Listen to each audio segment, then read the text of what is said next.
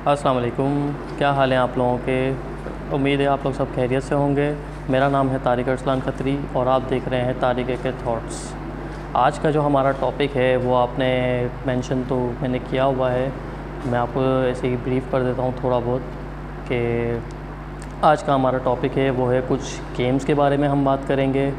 कुछ हम new technology एक आ रही है, उसका नाम है न्यूरोलिंक।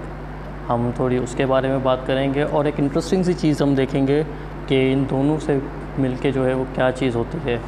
चलें अभी स्टार्ट करते हैं। हमारा पहला टॉपिक वो है गेम्स के वाले से। तो गेम्स में जो है कुछ इस तरीके से हम बात करेंगे। तो ईयर 2000 से पहले जो हम गेम्स खेलते थे वो थी कुछ सिंपल सी गेम्स होती थी, जैसे हमारे पास होती थी super Mario, Pepsi man, maximum fighting वाली गेम होती थी, वो कुंग फू पांडा होती थी, बाकी कॉन्ग होती थी। कुछ इस तरीके की गेम्स जो है हम खेलते थे और जो हमारी यंग जनरेशन है उसको बड़ा मज़ा आता था इन गेम्स को खेलते हुए। और अब सडनली जो है ईयर 2000 आया और गेमिंग इंडस्ट्री जो है वो बिल्कुल ही बूम कर गई, बिल्कुल ही चेंज हो गई वो गेमिंग इंडस्ट्री।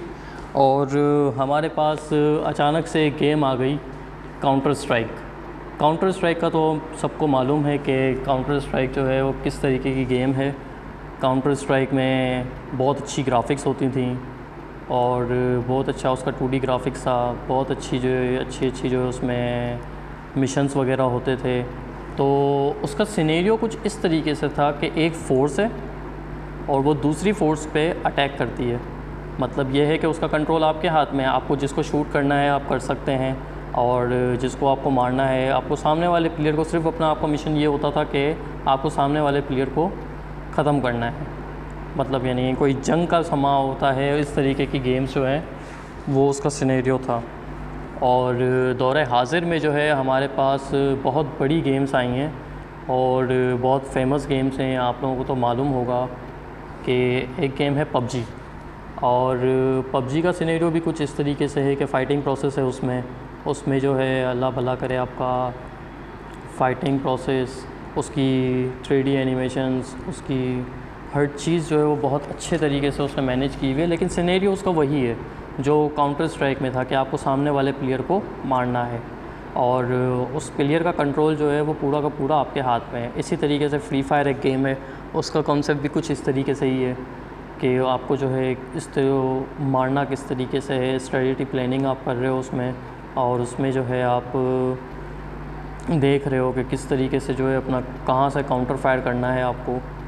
हर चीज़ सिनेरियो जो है उसी इसमें है। अब आप ये देखें कि ये गेम्स जो हैं वो बहुत ज़बरदस्त गेम्स हैं और ये गेमिंग इंडस्ट्री जो है बहुत बड़ी इंडस्ट्री बन गई है।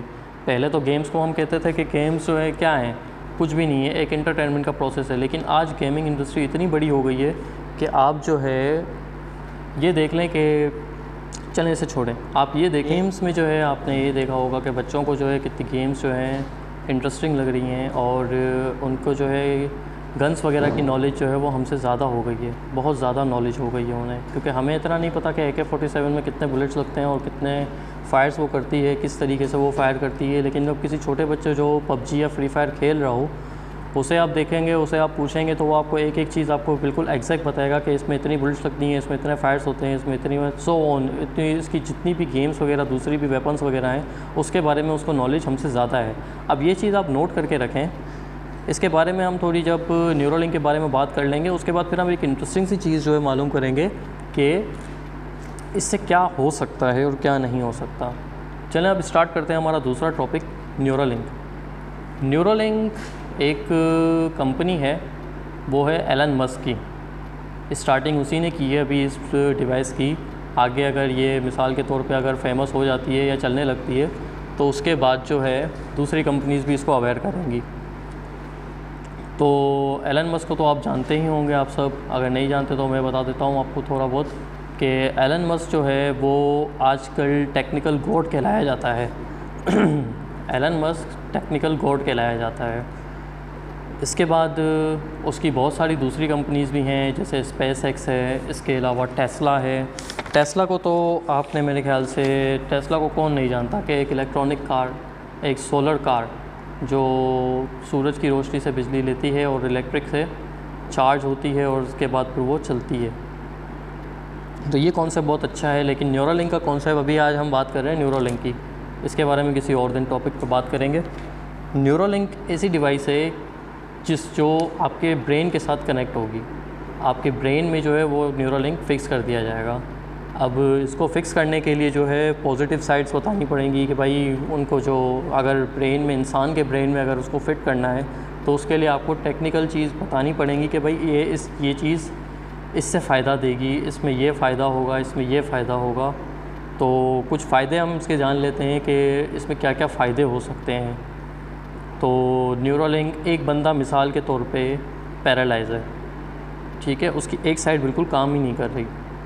तो न्यूरोलिंक अगर उसने लगा लिया अपने दिमाग में, उसको न्यूरोलिंक लगा दिया, तो न्यूरोलिंक उसका काम ये होगा कि उस जो पैरालाइज पार्ट है उसको प्रॉपर सिग्नल देगा और उसको इस काबिल बनाएगा कि वो मूवमेंट वगैरह कर सके, जो उसको काम करने हैं वो उस न्यूरोलिंक से कर सके।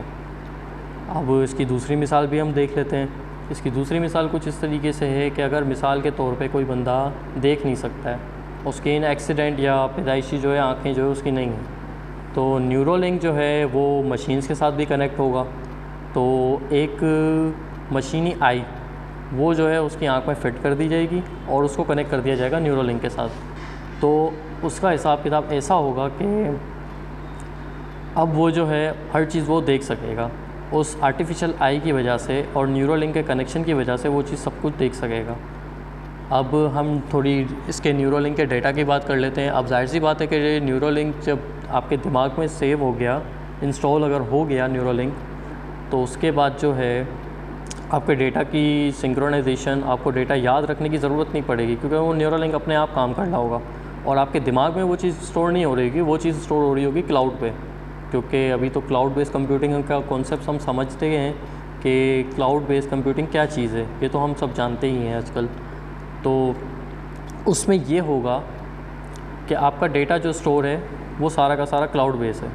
अब मिसाल के तौर पे इसमें एक फ़ायदा ये भी है कि आप पिछले दौर में हम देखते थे कि किसी ने खून होते हुए देखा, ठीक है, अब वो खून होते हुए उसने देख तो लिया, लेकिन अब क्या, वो बंदा जो है वो चला गया, खून करके चला गया। पुलिस वाले इन्वेस्टिगेशन की, पुलिस वालों को उसने बताया कि भाई मैंने खून होते हुए देखा है। तो अब वो क्या करेगा, वो स्केच आर्टिस्ट को बुलाएगा, वो उसकी पेंटिंग कराएगा और उसके बाद फिर उसको जो जो उसके बारे में याद आता रहेगा वो चीज़ वो बताता रहेगा और उसके हिसाब से वो एक स्केच बनाएगा। और उसमें भी ये उसको कन्फ्यूजन होगी, हाँ भाई थोड़ा थोड़ा इसके जैसा है।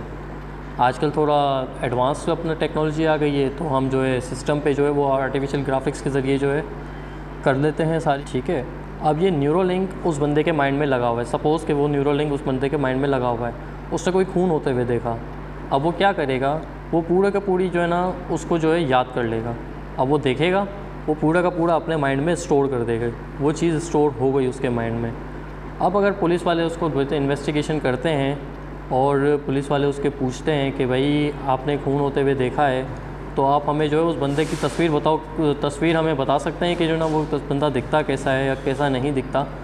तो उससे फ़ायदा ये होगा, वो बोलेगा कि मुझे कोई डिवाइस दो, कोई मॉनिटरिंग डिवाइस दो, जिससे जो है मैं आपको बता सकूं कि वो बंदा एग्जैक्ट दिखता कैसा था।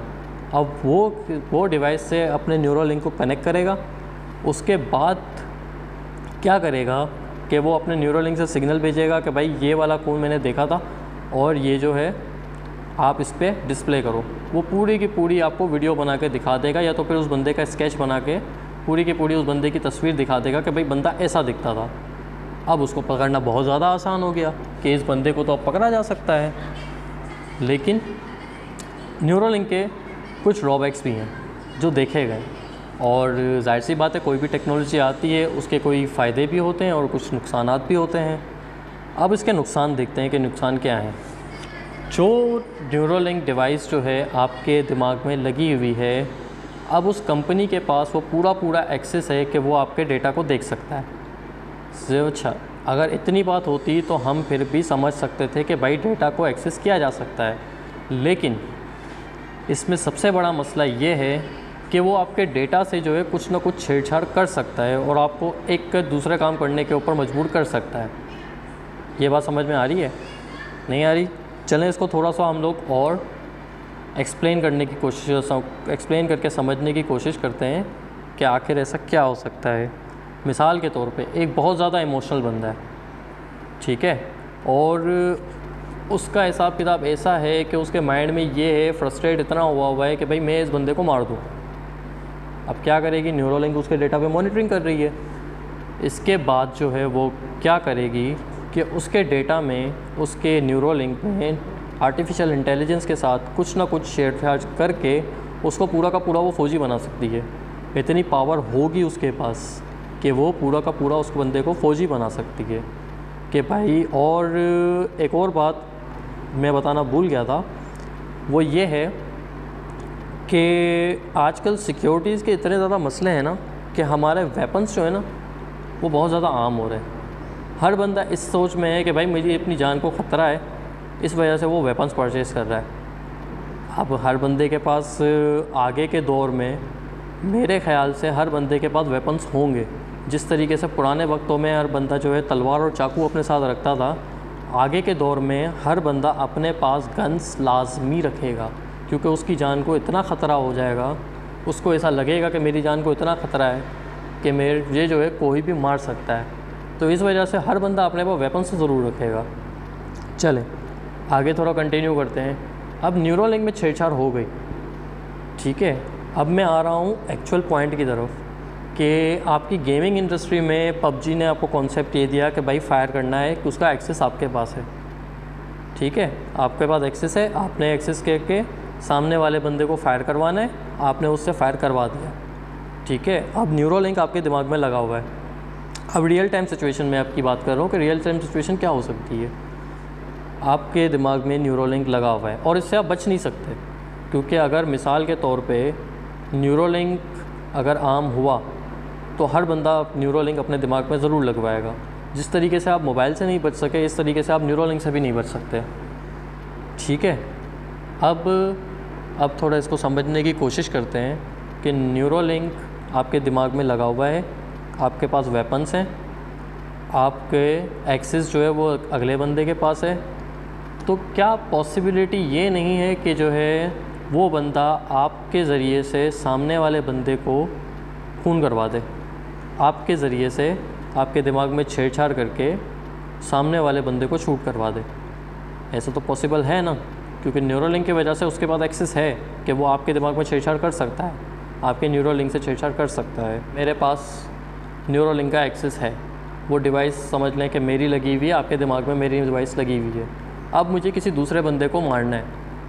अब मैं क्या करूँगा, मैं आपके न्यूरोलिंक में ऐसी चेंजेस कर दूँगा कि आपको ये सिग्नल मिल जाए कि भाई आपको उस बंदे को मारना है, और आपको मैं इस काबिल भी बना दूँगा कि वो आप उस बंदे को मार सको, ठीक है। और मिसाल के तौर पे अगर आपकी डिवाइसेस दूसरी भी अगर आपके इंस्टॉल की हुई हैं, जैसे कोई गैजेट्स वगैरह होंगी, उससे मैं आपकी फ़िज़िकल अपीयरेंस भी देख सकता हूँ, और वो सारी की सारी चीज़ें जो हैं वो आपके न्यूरोलिंक के साथ कनेक्टेड होंगी, ठीक है।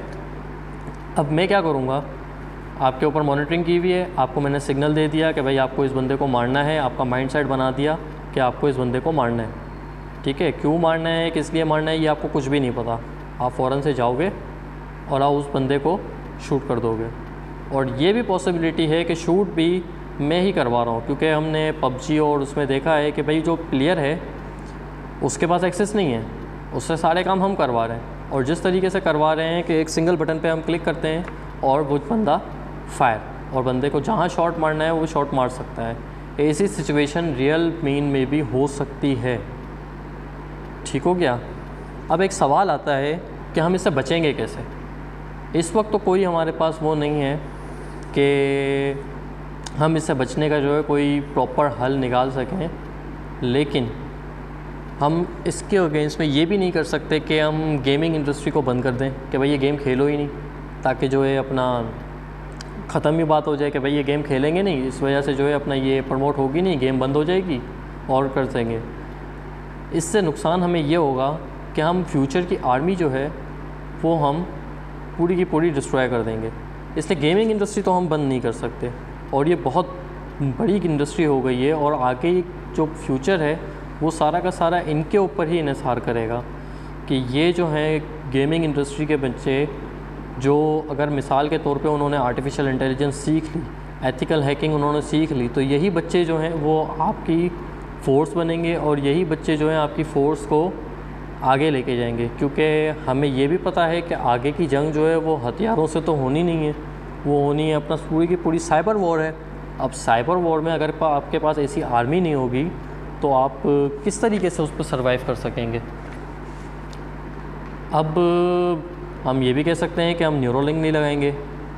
ऐसा जब मोबाइल आया था नया नया, तब हम ये भी कहते थे कि भाई मोबाइल यूज़ नहीं करेंगे, मोबाइल जो है बहुत कॉस्टली है, मोबाइल का ऐसा हिसाब किताब है। आज देखें, आज हर बंदे के पास स्मार्टफ़ोन है और हर बच्चे के पास स्मार्टफ़ोन मौजूद है और वो उसमें वो काम करता है जो हमने कभी सोचे भी नहीं होते। जो हमारी प्रीवियस जनरेशन थी उन्होंने तो कभी सोचा भी नहीं था कि इस तरीके के काम होते हैं इस पर। ठीक है, आप इस टेक्नोलॉजी से तो नहीं भाग सकते क्योंकि इसकी पॉजिटिव साइड जो हैं वो बहुत अच्छी भी हैं और इसकी नेगेटिव साइड बहुत बुरी भी हैं। इस वक्त तो है मुझे जो है वो इसका ख्याल नहीं आ रहा कि हम जो है इससे बच पाएंगे, लेकिन ये है कि हम आगे की तैयारी के लिए तो कर सकते हैं। कम से कम इतना तो हम अवेयर हो जाएं कि ये चीज़ होने वाली है। अभी नहीं होगी, उसको थोड़ा टाइम लगेगा, थोड़ा वक्त लगेगा, थोड़ा ज़्यादा वक्त भी लग सकता है, लेकिन ये चीज़ होनी तो है। ये तो हमने देखी है कि ये चीज़ होनी है। कोई भी चीज़ अगर मिसाल के तौर पे किसी चीज़ की असम्पशन होती है, किसी चीज़ पे अगर टेस्टिंग वगैरह हो रही होती है, तो हम जो है ये देखते हैं कि ये चीज़ तो होके रहती है। फिर तो आज का टॉपिक यहीं तक। अपना बहुत बहुत ख्याल रखिएगा, मुझे दुआओं में याद रखिएगा। अगर जो है ये वीडियो अगर आपको पसंद आई है तो उसको लाइक शेयर ज़रूर कीजिए। अल्लाह हाफ़िज़।